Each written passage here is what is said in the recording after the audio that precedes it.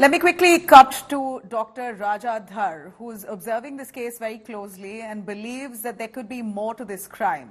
Could this be a case of gang rape? Thanks very much. Appreciate you joining us, Dr. Dhar. If you could lay it out for us, as per the autopsy report that we see, brutal assault on her private parts, and the way the family, the way they narrate how they saw their daughter is absolutely shocking. And more details coming up in the autopsy about what was found in her vagina, etc., that indicates that there could be more than one accused here. Why don't you elaborate? Thanks, Nabila. I think this is probably one of the, well, not one of the most gruesome incident that I have seen or heard of in my lifetime. The official post-mortem report is still to be issued. However, we have the reports which are available to us, which are handwritten, and some details have come in also from the lawyer for the family. And what we know for sure, and let's sort of reflect on facts rather than trying to dwell on what might have been.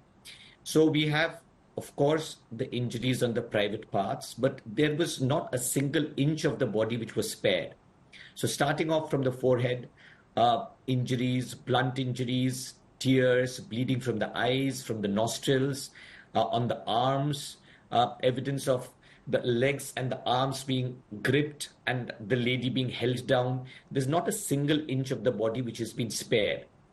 Now, the lady whom I know because she belonged to my fraternity, she was a respiratory postgraduate trainee and has been taught in our institute, CMRI, a few times when we've held courses, etc.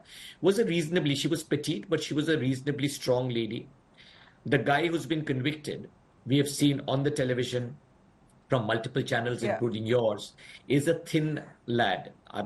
I don't think the lad would manage the amount of grievous hurt, the brutality that has been described on the lady during the post-mortem. Reports coming in, Dr. Dhar, that this man could be a trained boxer. That's what I saw, some reports suggesting that he could be a trained boxer. He's had great affiliation and association with the police department and basically managed to get away this long because of the clout he holds with the police. But that aside, that he could be a trained boxer and thus the strength?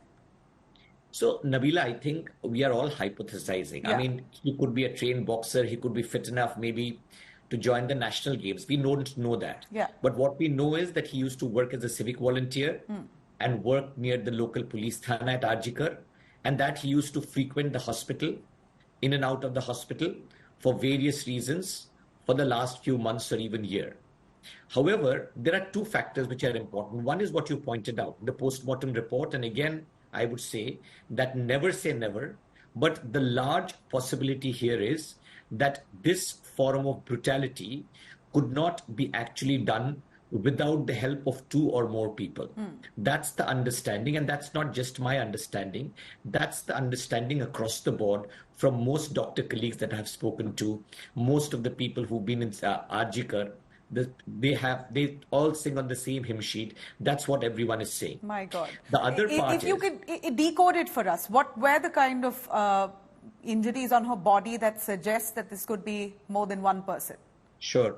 So if you think about the arms being gripped and held down while the lady was screaming, if you think about the legs being held down and then someone committing the rape, you understand that however strong the person, however much a boxer or a wrestler he is, one person couldn't do all of this together.